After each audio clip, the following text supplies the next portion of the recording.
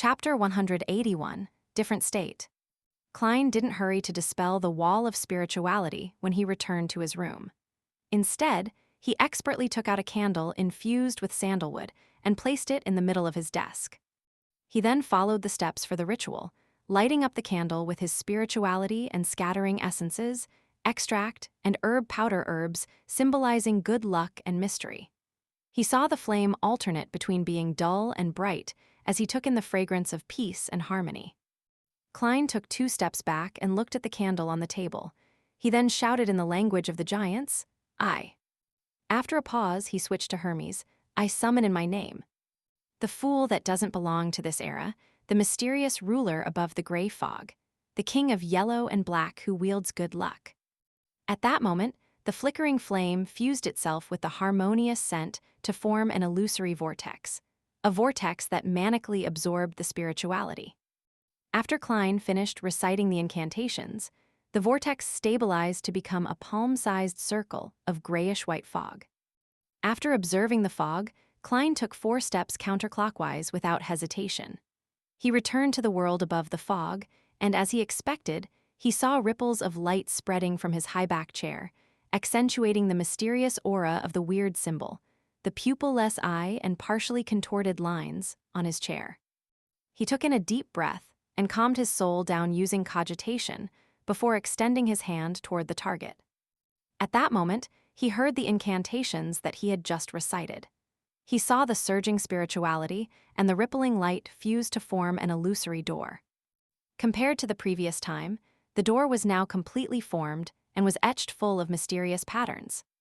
The patterns were the same as the symbol on the back of the fool's chair, a symbol made up of the pupil-less eye and the partially contorted lines. As he looked at the door, Klein focused his mind and willed the door open. Without warning, ripples formed in the eternally immutable grayish-white fog and the majestic palace, like a stone being cast in a peaceful pond. The ripples spread in the direction of the door of summoning. The sound of heavy scraping sound caused by friction could suddenly be heard. A slit appeared in the heavy, mysterious door.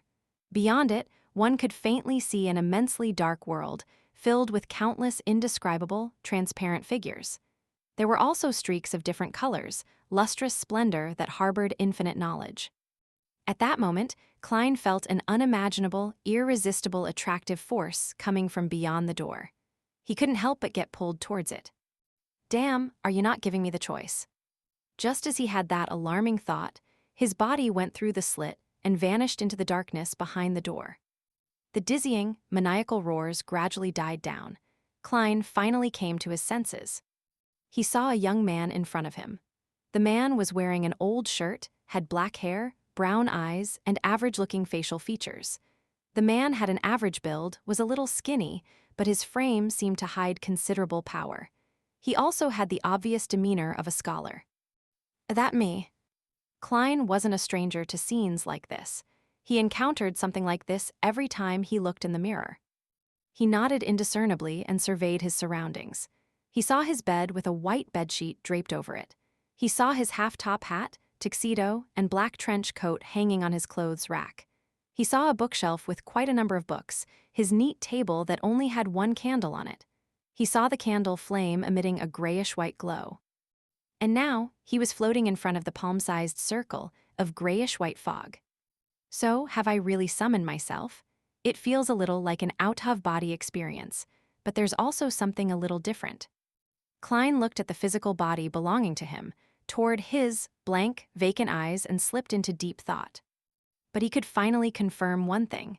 It was only his spiritual soul, also known as his soul body in mysticism, that headed to the world of fog. The exterior appearance was that of the astral projection. It's no wonder that I can directly see the astral projection surface of Justice, the Hanged Man, and the sun and confirm whether they were beyonders or not when I was in the world above the fog. I could also guess their sequence numbers. My physical body seems to be under some form of protection, perhaps from the power of the ritual, for me to stand with such stability and not lose my balance. It should be the same for Miss Justice and the others. Klein slowly got used to the current situation and started to analyze the conditions of both his physical body and soul. He retracted his gaze and tried to move his soul, now fused with powers from the mysterious space. Whoosh! A cold wind started to blow as it spiraled around the room. Klein savored the sensation of flying, joyfully making circles in the room. I can also take on the role of a messenger in this city now. I wonder if I can carry physical items with me. He collected himself and stopped. He floated in the air and experimented with his other abilities. He tried to grab a notebook from his bookshelf, but his hand passed through it. It feels a little sticky. It's not like moving through air. I might be able to grab it after I become more powerful and able to better utilize the mysterious powers of the world above the gray fog. Klein once again tried grabbing a single piece of paper, but to no avail. After more than 10 seconds of deliberation, he flew toward the clothes rack and extended his transparent hand into the pocket of his black trench coat. He touched the slumber charms and the requiem charms that he replenished from a successful claim. They were objects infused with his own spirituality, different from ordinary objects in supernatural terms. Thus, Klein wanted to see if he could carry them about. His palm once again went through the charms, but he could clearly feel their existence.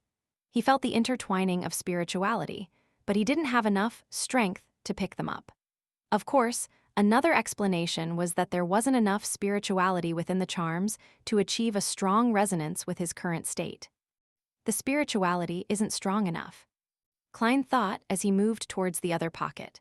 That pocket stored the flaring sun charms that he made with the stolen power of the divine blood and his own spirituality. A warm sensation quickly spread all over his body, making his form turn more stable and his thoughts clearer. He could take the thin gold piece out of his pocket. In the mirror in his room, the charm seemed to float out of the pocket on its own accord, similar to the descriptions in ghost stories. I can move flaring sun charms.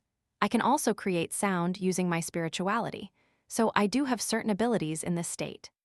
Klein flew toward the mirror and stopped in front of it. He saw that only the thin gold piece was reflected. Other than that, it was only the furniture and darkness in the room caused by the drawn curtains. After a few seconds of consideration, he placed the flaring sun charm onto the bed before returning to the front of the mirror. He wanted to see if he could move through the mirror. His vision turned dark. Klein's vantage point suddenly changed.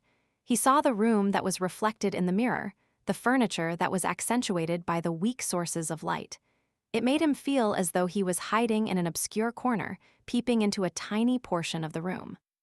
I really can go through the mirror. But this is only an ordinary item which doesn't lead to some mysterious and strange world. Klein nodded and charged forward, once again returning to his room. The success of carrying the flaring sun charm gave him immense confidence. Hence, he attempted grabbing something else. Mr. Azik's copper whistle. The moment he touched the ancient and intricate object, he felt his spirituality expanding and freezing. His illusory eyes turned into dark, burning flames. It feels like I have gotten a little more powerful. My form is like a wraith's, but without the strong sense of vengeance. Klein projected his current appearance by calming his mind. This was one of the abilities of a clown. Mr. Azik's copper whistle is truly fascinating. He nodded, noticing that he could now pick up pieces of paper with certain weights. He could also pick up his slumber charms. How unfortunate. I can carry the silver ritual dagger, but the revolver is too heavy. Klein concluded his experiments and turned to see if he could use any spells in this state. After serious tests, he concluded that he could conjure 2 spells, the first being a formless howl could shake the souls of his target, and the second was inducing a state akin to freezing via contact with a target. Klein came to a satisfied stop. He looked out the oriel window, towards the sunlight and street covered by the curtain. I wonder if I can move about during the day in this state. He muttered as he floated towards the window. He then carefully lifted the curtain, creating a slit and allowing a small amount of sunlight to pass through the wall of spirituality and into the room. Under the radiant sunlight, Klein felt his soul boil with a black fog. His powers were also being drained away, bit by bit. He quickly released his grip, allowing the curtain to block the light. I can't. Klein thought for a moment, then placed his gaze on the flaring sun charm on the bed. I wonder if the effect would be the same if I'm augmented with the divine blood of the eternal blazing sun. He floated toward the bed and tried to grab the thin piece of gold. But just as he touched the charm, the warm, pure feeling formed a stark contrast with his burgeoning cold spirituality. It was like an existential conflict between fire and water. Sizzle! He tossed the piece of gold away as if he had been burned. The power of Mr. Azek's copper whistle cannot inhabit my soul at the same time as the flaring sun charm. Klein understood as he set the copper whistle down. He felt his spirituality shrink and the black flames in his eyes extinguished. In this state, both the spells I can use have been weakened. After another round of experimentation, Klein grabbed the flaring sun charm, once again feeling the stabilizing and warm purifying effects the charm had on his spirit body. He returned to the window and cautiously moved through the curtain. The sunlight only felt warm on his body, but it didn't inflict any harm. Not bad. Klein let out a mixed smile. He made his way past the wall of spirituality and cautiously flew out of the house with the intention of conducting more experiments.